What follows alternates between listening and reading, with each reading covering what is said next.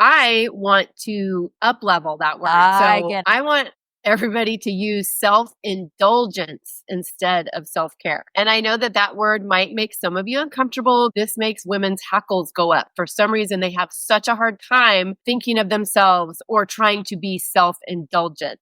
It pushes edges for sure, because we've been taught as women that what self-indulgence means selfish.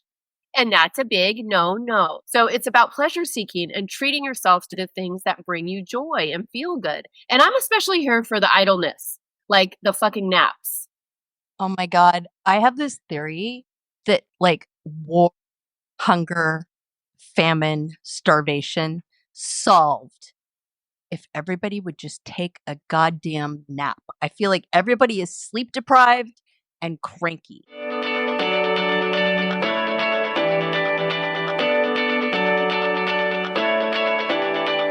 Welcome to Drinks with the Girls. Conversations for women over 40 around connection, change, and the power of female friendship.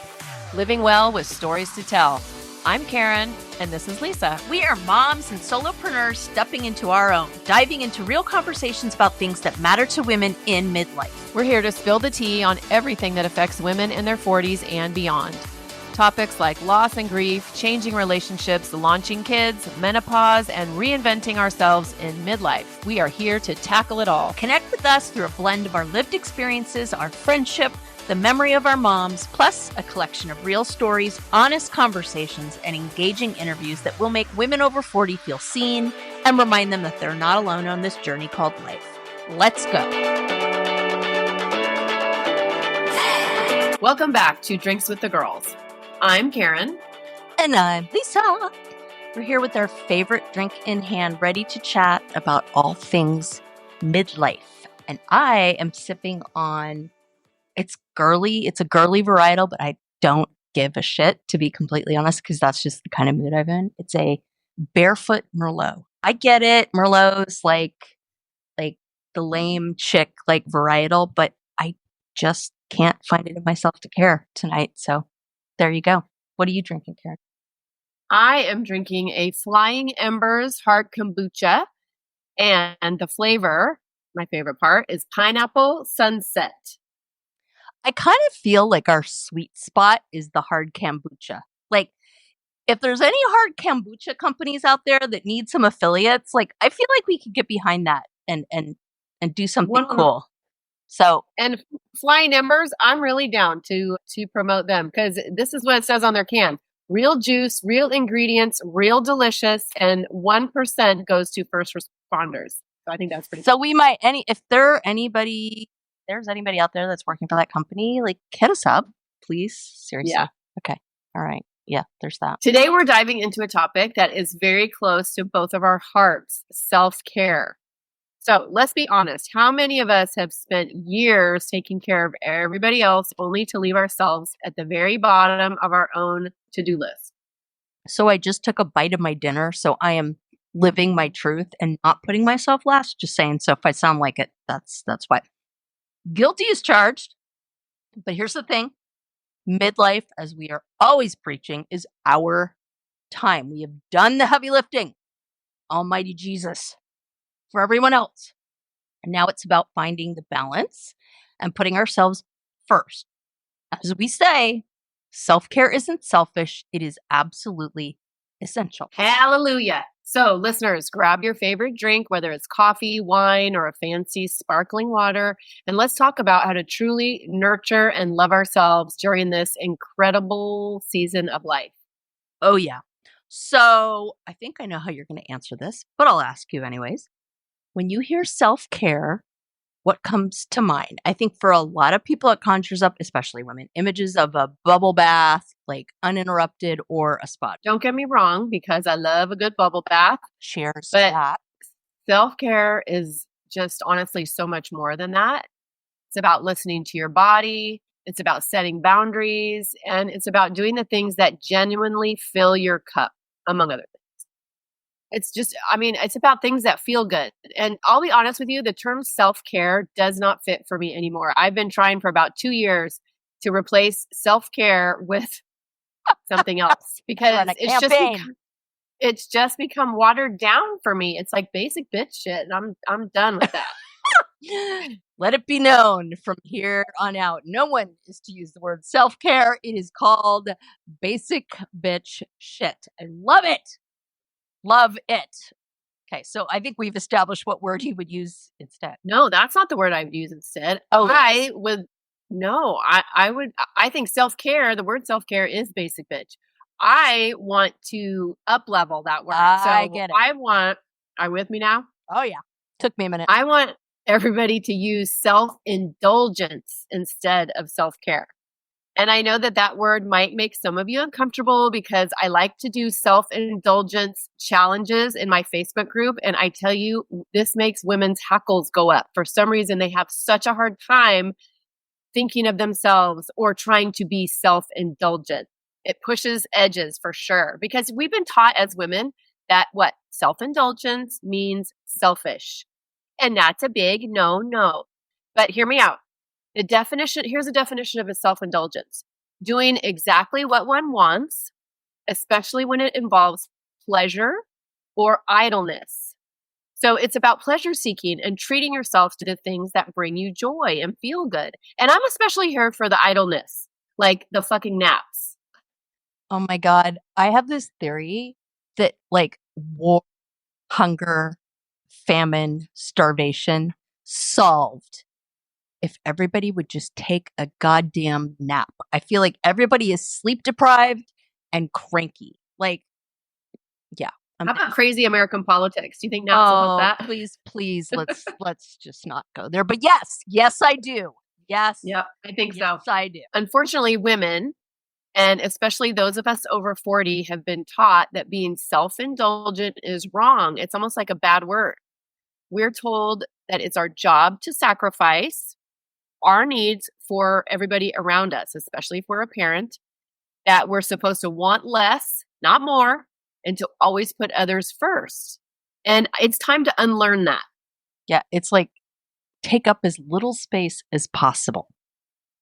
So, self-care or self-indulgence doesn't have to be some grand thing. It can be as simple as taking a quiet walk in nature, saying no to the extra obligation, or carving out time to do absolutely nothing. I know that's a revolutionary thought, but you don't have to be doing something all the time. And girl, Karen knows I'm the queen of feeling like I have to fill up all the empty spaces. Yeah, and we can do things that, I know this is shocking, but that are not productive.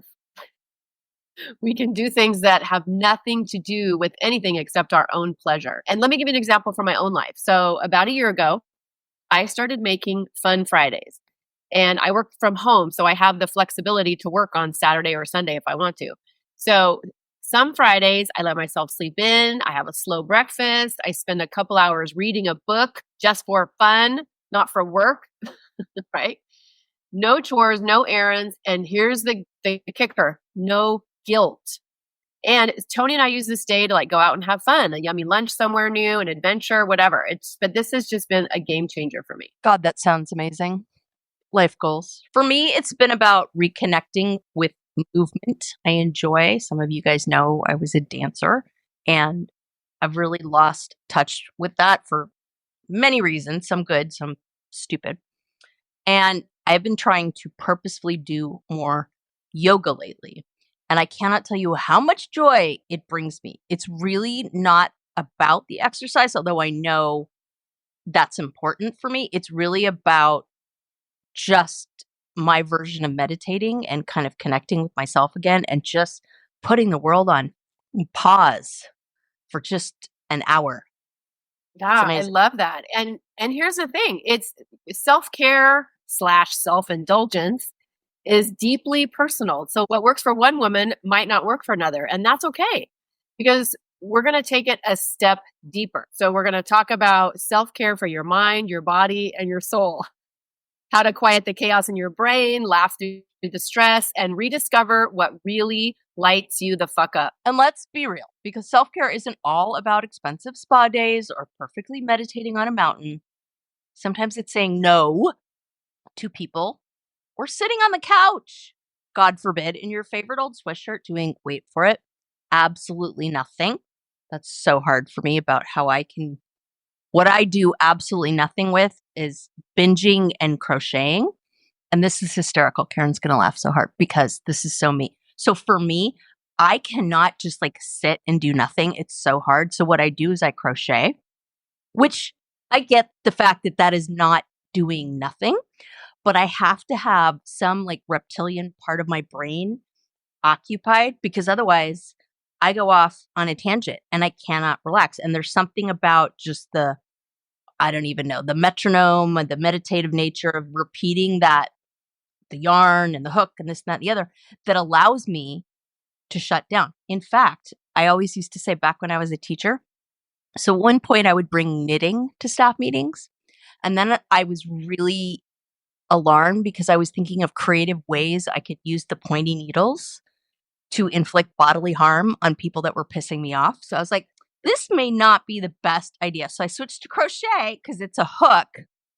Can't hurt anybody with the hook. And You that's could still gouge somebody's eyes out. true, but then I'd have to really commit. So Yeah. I felt like that was a safer way for me to be around people that I wanted to strangle in a staff meeting. So, Totally. And I know that there's some psychological studies and some really smart things I could say right now, but I don't know what they are. But the fact that you really lean into the meditative nature of crochet. Yeah. I'm just happy with the fact that you weren't like, why am I not surprised that you can't do anything? Like, this is why I love you. Well, there's many reasons I love you, but like, I love the fact that you get that that's like the ultimate surrender for me. And you're not like, you have to do nothing. You have to do nothing. That's the only way to do this. Like, I love the fact that you understand that I've got to trick my brain into doing that. And for me, I don't know, we'll get into this later, but honestly, like there were days when I was maxed out mama when people were like, "Oh, you need to do self-care." And I would ready to stab them with my knitting needle cuz I'm like I would be in tears. I'm like, "How the am I supposed to do that with everything that I have going on?" And it just kind of implied "Oh, everything's going to be fine. You can just step away and go to the spa." And it used to just enrage me cuz I'm like, I can't. Like, there's no way I can do that. And so for me, this journey has been about figuring out ways that I can unplug, but that are meaningful to me, right? Like it doesn't have to look a certain way to other people. It doesn't matter. To me, it's meaningful. And in all seriousness, like it's stressful being a teacher. And back then it was irritating as hell to be in those staff meetings because I felt like we weren't accomplishing anything and there was a million other things I could do. And so I needed that distraction of my brain to just be able to sit there and take it in because I just would shut down because I was so frustrated. Yeah. Absolutely. And I have a few things I want to say, and hopefully my menopause brain will keep them in my brain. But the first thing I want to say is that, I mean, to the point that we talked about earlier, it's like self care is about so much more than bubble baths and spa days. It's about setting boundaries, it's about relaxing, resting, it's about giving yourself permission to do whatever the hell you want. Right. It's about so much more than that. It's about when you are a stressed out mama, calling somebody and saying, I need a break for 4 hours. Can you please come watch my kids or whatever? The other thing is I wanted to say is when you were talking about how, you crochet when you're chilling on the couch, I'm just so proud of you. And maybe that's the wrong way to say it, but it's like, because like if it's, what is that term? Idle hands. So it's like, if your hands aren't busy and you aren't, doing this thing that helps relax you, that you're going to be either on your phone, you're going to be writing emails, you're going to be creating content for the podcast, you're going to, so it's like, yay, brava, sister. Thank you, friend. I appreciate it. Mm. Life goals. One of the other things I encounter with my clients is that inner critic. So maybe self-care looks like quieting that inner critic that we all have. It's that little voice that tells you you should be doing more. You shouldn't be sitting on the couch watching Netflix. You should be thinner. You should be, just better at life in general. Stuff like that. Sound familiar? That's like the voice that has permanent residency in my head. I mean, I still have yet to establish a good bedtime routine where I can just let it all go and not sit there and be like, well, are you going to get this done? I didn't get this done. I should have done this, right? Like, because that's like conducive to sleep, right? And I feel like Right. it's just narrating my entire day, right? Oh, you didn't do this. You didn't do that. You're a terrible friend. You ate carbs today. Guess you're throwing away your summer wardrobe. Like, it's brutal. Like, we say shit to ourselves that we would never say to someone else. It's exhausting. But here's the thing, it's all bullshit. It's all lies. That voice is like the mean girl of our own brain. And like you said, like we wouldn't take that from somebody else if somebody else said it to us. So why do we take it from ourselves? My name is Karen Shatafian, and I am a shameless coffee addict and empowerment coach for women, and my love language is authenticity. My mission is helping women unapologetically design a life they're in love with. Because what the hell are we waiting for? My website, KarenShatafian.com, has all my coaching packages and free offers like my midlife reclamation guide. In it, you'll find tools to help you decide how to create the most inspired and empowered version of yourself and your life. You can find me on Facebook and Instagram talking about ways women can show up for themselves after decades of showing up for everyone else. Join me as we throw off the shackles and live our best freaking lives.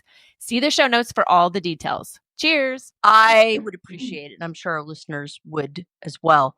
What is the game plan for shutting that biatch up, or at least getting her to chill a little? Yeah. Well, there's a couple things. The one thing that I like to do with my clients is I have them create a persona that can talk back to the inner critic. So you think of whoever you want your most empowered self to be, or maybe she's a little sassy, like maybe her name's Roxanne and she wears a red dress with red stilettos, or who knows, you create your own persona of the woman that's going to talk back to your inner critic. So that's something I like to do. And also it's about reframing. So instead of thinking I should do this or I should be doing X, Y, or Z, say I could do this. Like I could work out today, but it's okay if I don't. So it turns a demand or something that we're putting on ourselves into more of a choice, and then it feels less stressful. I don't know if y'all are a Law and Order Special Victims fan, but I'm obsessed. And I'm cracking up listening to this because it's the episode where someone with 21 personalities is being like diagnosed by Dr. Wong, and they're going, oh, that's the authoritative personality, and she bosses the little girl around. But I actually think that that's a good thing. And for me, a lot of times I will try to get out of my own head by saying, okay, if I was talking to a friend who was feeling the way I do now, what would I say to her? Like, I'm not going to tell her she's lazy. I'm never going to tell her she's failing at life, right? I'm going to say supportive stuff like, you're fabulous. Put the guilt down. Go enjoy the ice cream. Enjoy your day. Like, live a little, for God's sakes. I love that. And it's so important because, I mean, honestly, we have to look at ourselves as a friend. Like we have to love ourselves like we love our friends and the other women in our life, right? And sometimes also I had some really difficult stuff happen a while ago, and it really, really made me doubt myself and question myself. Like, am I a bad human? Like these people are saying, right? And so I had to journal the shit out of this to rework it in my brain because it was starting to seep into my brain and affect how I thought about myself. And that's the whole thing. It's like these mean girl statements, it changes how we feel about ourselves. We start to believe it and they're not true. So I would actually, think about what these people were saying, and then I would say the opposite in my journal because that was the truth. Like I knew I wasn't an awful human. So it's kind of like arguing with the troll on the internet in in your journal, but it's more productive. Yeah. Except this troll lives rent free in your head. My mom always said, I used to love it when she'd say this, she'd say to stop renting space in your head. Like seriously, like you don't need renters in your head. Like evict them. That space is yours. And that's a great idea. I love your journaling idea, as I always do. So write it down, see how ridiculous it looks, and then just shut it down. Yeah. And I mean, sometimes it takes a while. Like this took me a while. It didn't just happen one time. It's like you have to really commit to wanting to change that narrative in your brain because all it's going to do is literally take you down the drain. So let's move on a bit and let's talk about stress. And specifically laughing at it. Lisa, I think you're basically the queen of this. Yeah, humor is my secret weapon. I use humor a lot in my interactions with people every day because I feel like if I can just get people to smile or to laugh, like that is like one bit of joy that I can bring to their lives that they may not have had. When life gets absurd, I mean, at some point you just have to laugh. The alternative is not pretty. So I think I've told this story before, but to me, this totally encapsulates, right? I remember when I was trying to get myself to do affirmations more regularly, like good practice. Heck yeah. So I was like, there's an app for that. So I used this app and I like put everything in there and I timed it and I was like, oh, I got this. It's going to like remind me. And then I'm going to stop what I'm doing and I'm going to do my affirmations and it's going to be friggin' fabulous. By the first day, after like literally the third reminder, I was ready to delete the app and throw my phone through the window because I was too busy and it was just annoying me. Like, stop, I'm too busy, right? And believe me, I see the irony, I do. But I think that's an example of doing something that the outside world thinks is the way to hit the easy button on self-care, but it may not work for you. Like for me, it's crochet and binges, right? I can't have the binges without the crochet because then it's not as productive. But that's just me. And I think we all need to figure out what works for us. Absolutely. Because yeah, it's not self-care if it doesn't work for you. If it's something that works for somebody else, it's not your self-care. And at the end of the day, stress is going to show up whether we like it or not. But if you can laugh at it, then certainly it loses some of its power. On our breast cancer episode, one of my friends who had a double mastectomy and went through breast cancer, that was one of the ways she dealt with life. Like she would literally call up people that she knew would make her laugh. And she would watch comedians on TV because she knew that was healing for her. That was her self-care. And I mean, I think that's why I like to tell the story about the affirmations because it cracks me up. Like I find it hilarious because it's such an encapsulation of my personality. You're giving yourself more stress, right? Trying to do self-care. Good intention till I was like, there are moments when stress is overwhelming. Like we've all been there. I certainly have too. And it's not okay that happens, but it's okay to just kind of sit in that moment. And it's perfectly reasonable to laugh, to lighten the mood. I love laughing when things just get too stressful. I mean, I think that's why we all have work besties. I know I have one. You have to find your people. You have to find your people that will light you up and help you when situations are just too serious to take on head on and give you a little laugh or whatever it is that you need to just get yourself out of that situation.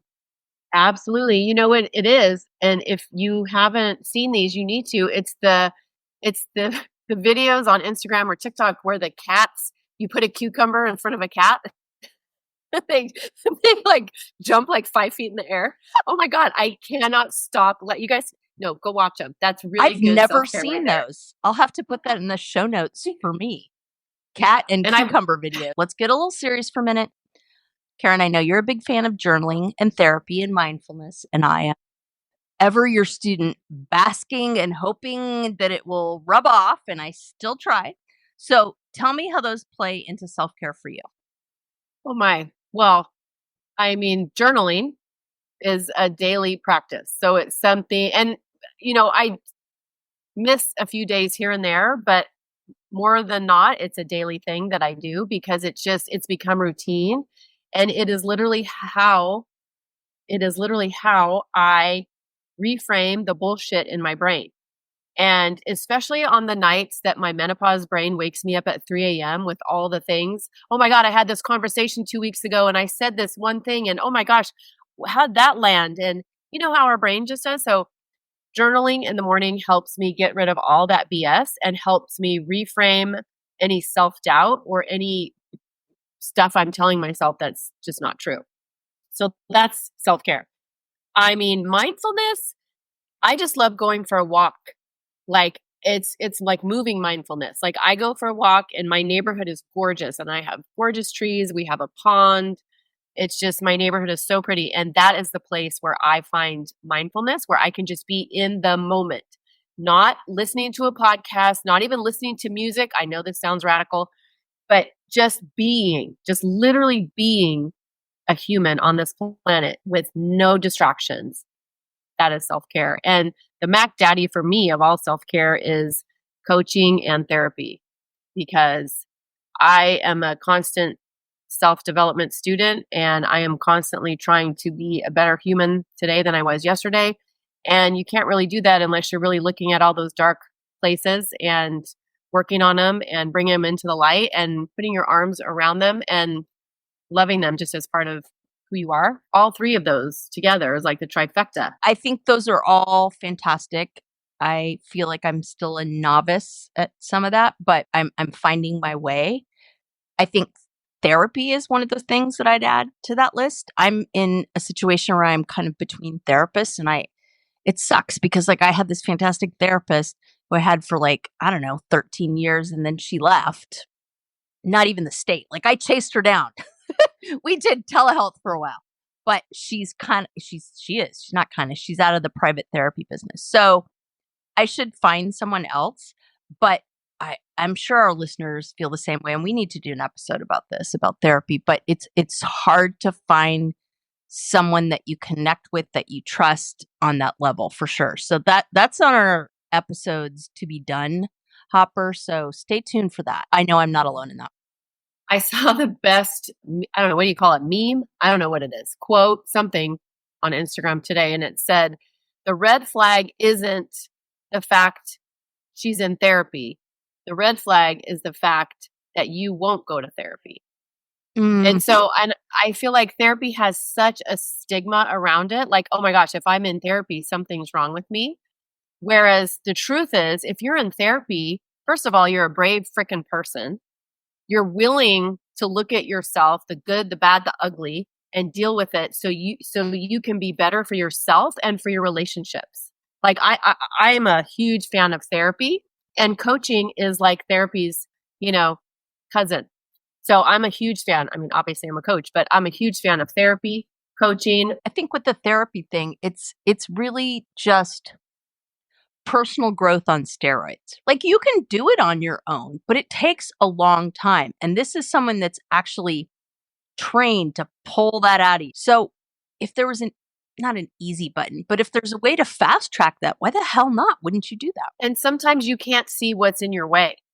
Like sometimes you need somebody else to be like, have you looked at this thing right here? Because as much as, you could read a billion self-help books, but unless you have somebody who is looking at things from the outside to help shine the light on different things, you're never really going to be able to get where you want. Yeah, it's this combination of someone that's supportive, but that will also call you on your bullshit. 100%. Absolutely. Sure. Okay, so we've talked about some kind of conventional self-care. Let's talk unconventional self-care. What's one practice that you have either experienced or you've seen that might surprise people that you would consider self-care? Oh my God, decluttering. I know it sounds boring and it sounds, not self-care-ish, but you know how it feels when you clean out a closet or you purge a bunch of stuff and you fill up a bag to take to the thrift store, right? So I feel like decluttering is we need to shine the light on that as self-care. Also decluttering your social media feed. Do you ever do that? Like every once in a while, go through your Instagram feed. And it's like, if you notice that you feel some kind of way when you see somebody's posts, like not a friend, but like an influencer or a whatever telling you to this, that, or the other, if it doesn't make you feel good, get rid of that. Hey, fabulous Drinks with the Girls listeners. Guess what? We have something exciting happening here at Drinks with the Girls. We have a way for you, our listeners, to be involved. We would love you to be a part of our Drinks with the Girls support team. Creating a sisterhood of empowered women is our goal, and we are so grateful you are here. But we need your help to grow this incredible community that we have a big and bountiful vision for. You can help us get the word out about Drinks with the Girls because we want all women to feel the support of our powerful community behind them. Here's what you need to do.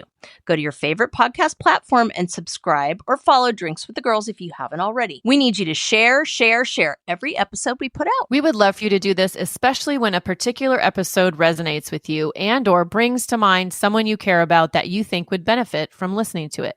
Share with a girlfriend via text, share to your email newsletter, share on your socials, share from the rooftop. Every share is a chance for all women around the world to feel connected and supported by our Drinks with the Girls sisterhood. The other thing you can do is officially join our Pod Squad email list. That will help you in two ways. First off, every time a new episode drops, you'll get an email with info on the topic, so it reminds you to tune in and listen with an easy to follow link. But it's also an easy format to hit forward on and share with some of your favorite people so they can easily access the newest episode. That link is always included in our show notes for you. We are so excited to have you as part of the Drinks with the Girls Pod Squad support team. We are all in this together. Cheers. Cheers. So I have a funny story about decluttering. So I have a friend who is transitioning from being assistant superintendent to doing coaching. And so she's launching her business and putting together some resources and things for people that she thinks would be helpful. And she's starting out with a decluttering challenge. And she's like, because she knows that, I've known her for a while. So she goes, what do you think? Like, would that appeal to people? And I literally turned my video on and just showed her a picture of my bedroom with boxes piled up and crap everywhere and laundry. And I'm like, yeah, I think I'd pretty much be your ideal client for that. But no, and I need to declutter. I need a blood transfusion at this point. And for me, it's about time. So we could go on a whole, this is another episode for sure. I'm trying to do it in little ways, but that definitely goes in the episode hopper because I think that decluttering is it's more than just tidying up your mess. Let's just say that. Absolutely. Yeah. It's energy and emotions. So much tied to it. And here's another one. Okay. How about, and I kind of touched on this a little bit in the beginning when I was talking about self-indulgence, but how about saying yes to rest? Like doing nothing, which I know you have a hard time with because you got to bring out your crochet needles, or your crochet hooks. But not needles. Needles bad. Sorry.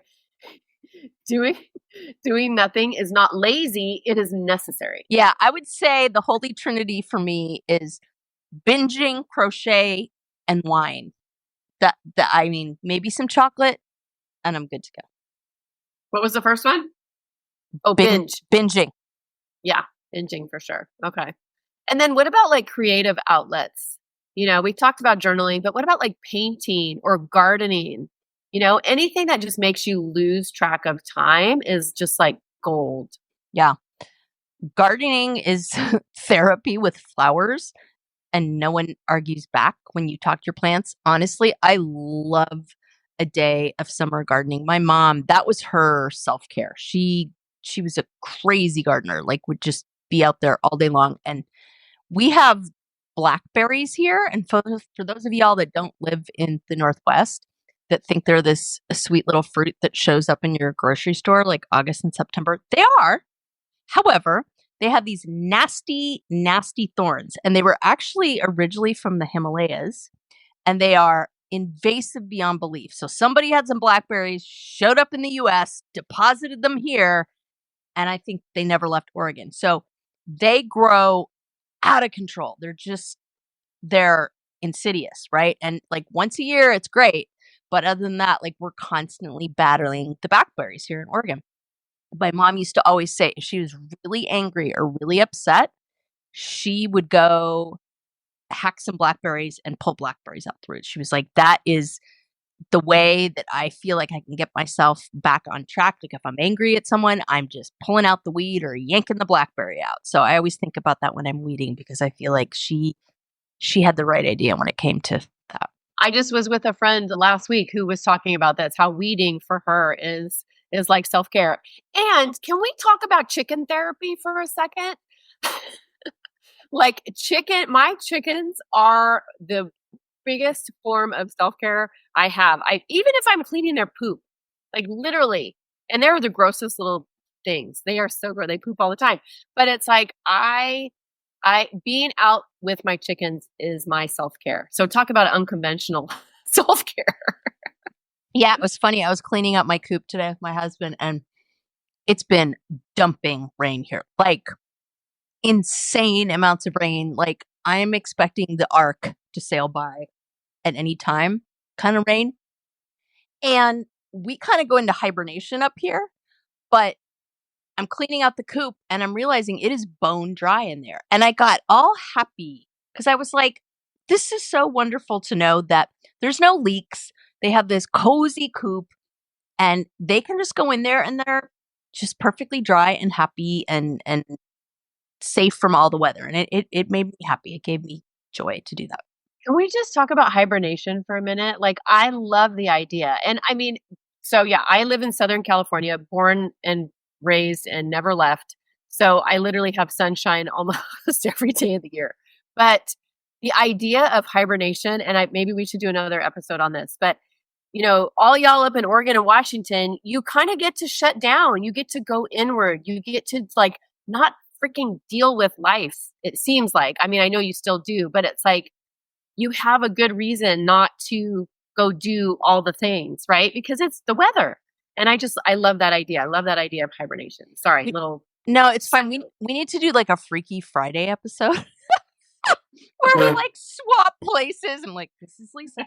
Now, it's kind of not valid because I grew up in Southern California, so I mean, I know what that's like, but I just wonder. But yeah, no, it's definitely the time where people are settling down and there's things that you don't do. For me, I get a little bonkers after a while, and it's not so much the rain. Yeah, it's not so much the rain, it's the gray. Mm-hmm. So, as I plan what the next, 30 years are going to look like for me, it definitely includes planned vacations in the sun. But it is really nice to have that kind of space, right? Like we get fun snow up here, not like, where I was just up in -14 in Fairbanks, Alaska, where it's like hardcore, but like 3 days of snow and like school's canceled.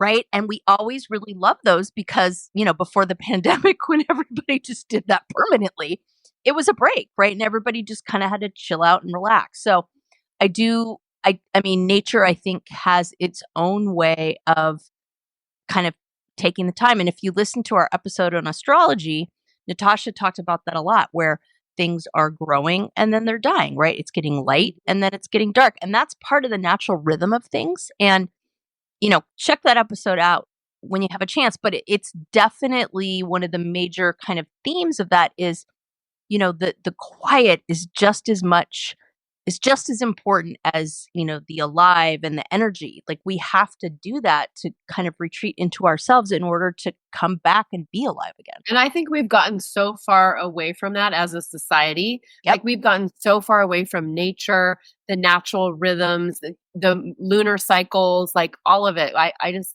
and look at us, like, look what it's doing to us. And so I don't know. I just feel like there's something there. But okay, let's talk about, this is a good transition. Let's talk about spiritual self-care, right? And we're not talking, we're not preachy, whatever, but whatever makes you feel grounded. It could be prayer, but it also could be meditation or even just like stargazing, reconnecting with the earth, walking barefoot in the grass, whatever. Yeah, I mean, I'm fortunate to live in a small town where there isn't as much light pollution. And in fact, out where my dad lives, I remember summers up there vividly, right? Because in Oregon, it stays late till like 10 o'clock in the summers, but we get these beautiful starry nights. And I had this second floor room on the farm that we had there. And I used to remember just staring out my window in this little attic and just like the stars were so close I could touch them. And it was such a calming and quiet place to be and to look out there. And it's just, there's just something about looking up at the stars and in the universe that makes your problems feel small, like where they should be. Absolutely. When we moved to 3 acres 3 years ago, same. It's like I used to live in Orange County, which was, I mean, just, yeah, it was light pollution everywhere. And so we moved out here and it's like, oh my gosh, we can actually see the stars. Like we see more stars than we do lights from our neighbors and things like that. And it makes you feel It makes you feel small in a good way, I think. But yeah, I think it's important we don't underestimate the power of nature. Like even just a walk in the woods, if you have woods near you, or maybe a day at the beach, or just gardening, like we were talking about, or even just like tending to your house plants. Like when I can keep a house plant alive, that is a celebratory day in my house. And Karen and I both share this. We have to do an episode about this at some point, and that's a love for animals. And I've always loved my animals. I've always had a bunch. Currently, we've downsized from 150 chickens, 3 goats, 9 cats, 2 dogs, and 3 horses, just saying.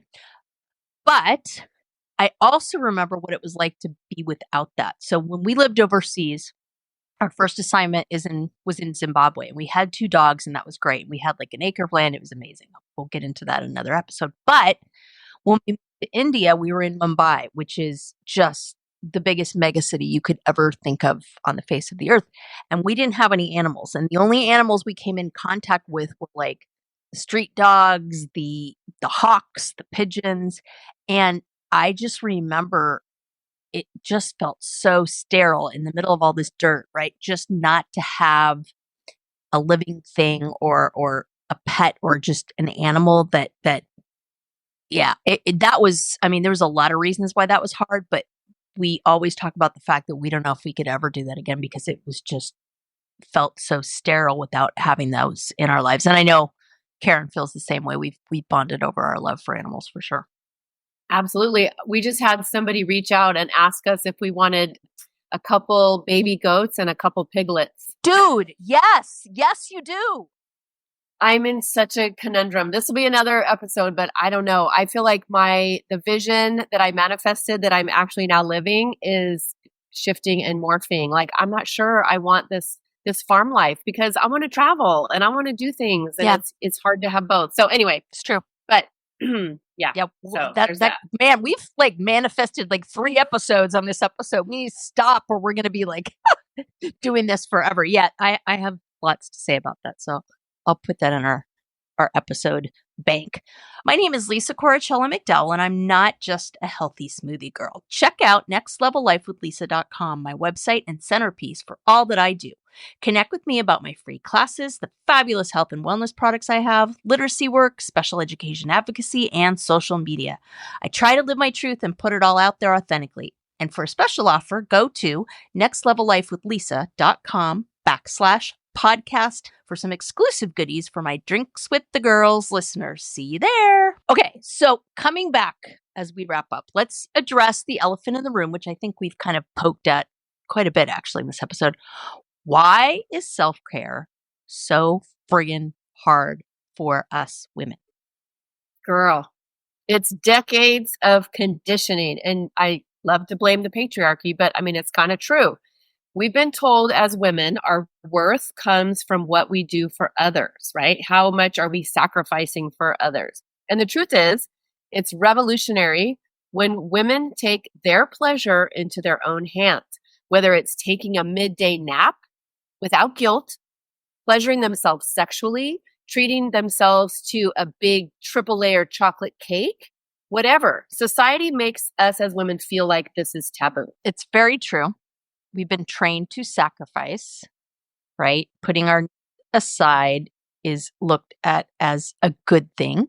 And we are conditioned to find our value in service to others. And God forbid, if we dare to prioritize our own pleasure or needs, we're made to feel guilty. For sure. And here's the really messed up part. It's not always other people making us feel guilty or society. It's our own thoughts and beliefs that make us feel guilty, right? And that's why midlife is such a powerful opportunity. It's a time to rewrite those stories. Like, what if we got rid of the shame around self-indulgence? What if we allowed ourselves to pamper ourselves without feeling like we had to earn it? Yeah, that's a radical idea.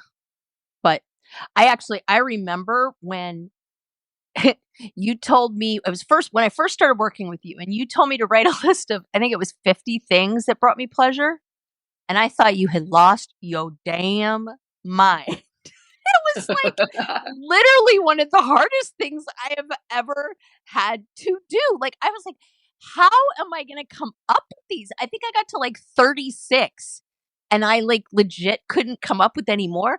But, and I'm sure you did this on purpose, but part of that process is like, God, this is so sad that I can't just like reel off 50. Right. And I remember you're like, yeah, it's on purpose because you're never going to run out of things to do, but it's definitely a telling exercise. I would encourage all of our listeners to do that because boy, you learn a lot about yourself.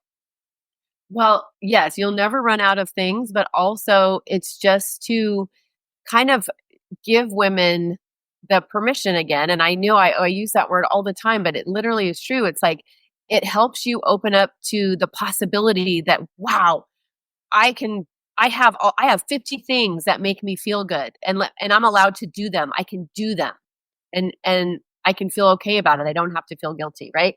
And the beauty of it, when we prioritize ourselves, we are better for everyone around us. And I mean, this is like a caveat or whatever. Is that what it's called? Wait. Anyway. Words are so hard. Words are hard right now. Disclaimer? No, a secondary benefit. It's a secondary benefit, right? And I don't like to lead with this because I don't want women to feel like, oh, it's all about making everybody else happier. No, it's about us being happy. But the trickle down effect is people around us are happier. When we're happier, when we're focusing on our self-indulgence, our pleasure, what we want, everybody else is happier because guess what? We have a smile on our face and we want to be with the people. We don't want to stab them with our knitting needles. True story. It's like that oxygen mask analogy, right? You put on your oxygen mask first. Yeah. No, it's 100% true. I mean, when I'm getting short with my husband or my kids, it's like, okay, like you better figure this out and unplug or it's not going to go well. Like, and I shouldn't let it get to that point. Right. So speaking of being practical about it, what are some ways that we can all start pouring into ourselves? Self-care, self-indulgence, whatever you want to call it. I think the first thing before you really dive into how can we prioritize our self-indulgence is to take a hard look at our beliefs around self-care or self-indulgence, right? So for example, what do you think or feel when I say you should be self-indulgent? Yeah, it definitely has a negative connotation in my mind that I have to actively fight. Not going to lie. And that's normal, honestly, unfortunately for women. So listeners, if you want to dive deeper, journal on these questions. How good are you at meeting your own needs? How often do you allow yourself rest and downtime?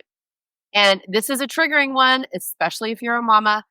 But what feelings arise when you consider putting your needs before those of your partner, your kids, or your parents? Yep. Those are really, really good questions. I think for me, putting time on my calendar, like I can't do me time that just, I don't know, I can't go there. But if I block it out, right, and it's a non-negotiable, that's been a game changer for me. So yoga, a massage, a mani-pedi, that time is for me, right? And blocking it out and being like, nope, this is non-negotiable. I'm doing it. And we've talked about this before. I know Karen's gotten a subscription for her massages, but there's something about doing it as an appointment because of course, right? If it was just a thing, like we'd try to cancel it, right? But you kind of fake yourself out because if it's an appointment that someone's depending on you to show, like your massage or whatever, like, well, I got to go. Like I reserved this time. And so it kind of helps trick your brain into making sure it happens. Well, and I love that too, because it's like, it's in your calendar. So it's literally on your things to do. So I think it's harder for us to talk ourselves out of it or cancel or whatever when it's literally penciled or penned into our calendar. I think also one important thing is community, connection, friends. Like since I moved away from my besties 3 years ago to this island, no, just kidding. I feel like it's an island sometimes though, because I am far away from the people I love. I'm far away from my kids, my friends. I have a couple sisters close, but they're like, it's a 25-minute drive. So I think keeping in community with friends is huge for me. as far as self-care goes. And I think the whole idea behind that also is that they're going to support your self-care. And that's a game changer. Like they're going to be the ones that are being like, no, don't blow off the massage, go to yoga, like hello. And frankly, it's one of the big reasons we started this podcast. We know how important and powerful women in community can be. And that's one of the reasons we harp about the pod squad and we're like and share and all these things. Yeah, we want to grow this podcast, but it's because we want to grow this community so we can be there for each other. Absolutely. I think it's important never to underestimate the power of women in community, even if it's just two women on a walk together. I just think it's just fertile ground for deeper connection. And I think that's what we're all looking for at the end of the day. Let's talk about the power of saying no also. Like that's one of the most liberating acts of self-care is setting your boundaries and saying no to the things that you do not want to do. You protect your peace at all costs. 100%. And this idea of giving yourself grace and that rest is okay. Take a nap for the love of God. Doing less is okay. Again, poster child for not doing that, which is why I know it's important. Don't have to do it all. You really don't. You don't. Like, what's the worst that's going to happen, right? So before we wrap up, Lisa, I think we should issue a challenge. As we head into the season of giving, let's encourage our listeners to give themselves the gift of rest, pleasure, and fun. Yep, I love it. So this week, commit to one act of self-care or self-pleasure, however you want to frame it. This is your permission slip to put yourself at the top of your to-do list. Yes, and let's get comfortable with the word self-indulgent. Even just start using that word instead of self-care and see what shifts. Do exactly what you want, especially if it involves pleasure or rest. And share it with us on social media. Tag us so we can cheer you on. Yeah, I'm going to do it. I'm going to post. I don't know what I'm going to post, but I'm going to post something. I'm taking the challenge too. And so I'll be posting things of showing my self-indulgence because, I'm all about it. I love it. So remember, you are worthy of a life that feels good. And if you're not being self-indulgent or using self-care, prioritizing you, you're just going to end up burnt out and resentful. So take it slow this holiday season. Nurture yourself. Don't be afraid to indulge in all you desire this time of year or anytime. You can be responsible and self-indulgent. So Lisa, don't you have something you want to tell our listeners about? I do, as a matter of fact. So I've got another one of my amazing free in jammies while you cook dinner webinars coming out. This one is called From Surviving to Thriving in 2025. So just in time for the new year. I'm going to keep the conversation we started here about self-care going. So this webinar is taking place on Monday, December 30th at 6 p.m. Pacific and 9 p.m. Eastern, right in that sweet spot of like between Christmas and New Year's when everybody is just kind of out of their routine and open to things. And we are going to dive deep into some of the topics that we've talked about tonight. And these should really be on everyone's radar. And this is going to be specifically committing to certain self-care and wellness routines. So it would be great if everybody took our self-care challenge this week and then came to this webinar with that idea of having experienced those and kind of think about what works for you. So from committing to nourishing your body well, to stress reduction, to easy ways to incorporate exercise, we're going to talk about how having a self-care routine, an actual routine, will set you up for success in 2025. I'm not a huge fan of resolutions because I think those are like done by January 10th, but I am a fan of being intentional about forming habits and committing to practices that you want to do more of in the new year. So this, I think, will help everybody do that. And just for registering, you're going to get my free self-care resource guide for 2025, which includes all sorts of my favorite books, podcasts, and other resources to put in your list to consume in 2025. So you'll have that bank. And if you can't make it live, don't worry. Everyone who registers will get the recording and you'll have that resource guide. So I would love for you to join me. So I will put the link in the show notes. And that is it for today's episode of Drinks with the Girls. We hope you're inspired to pour into yourself this week with our self-care challenge. Please like, share, review us. We got our first reviews on Apple. We were so excited about that. But share this. More importantly, share this with a girlfriend who you think would benefit from this, because that's how we grow this community and that's how we can help more women. And if you're one of those listeners who, when I say self-indulgent, you kind of bristle a little bit, take Lisa up on her offer. It's totally free. You can really dive into your self-care, and you don't have to take everything, but just take one or two little nuggets. Take what works for you and really just try to bolster your self-care / self-indulgence, because it's not selfish. This is how we stay vibrant, strong, and ready to tackle whatever midlife throws our way. And by the way, it's how we stay happy, because taking care of ourselves, being self-indulgent, isn't selfish. It's how we live our best freaking lives. A freaking man. So until next time, raise a glass to yourself. I know I'm doing it. Cheers, everybody. Cheers to your self-indulgence. Cheers. Woo, woo.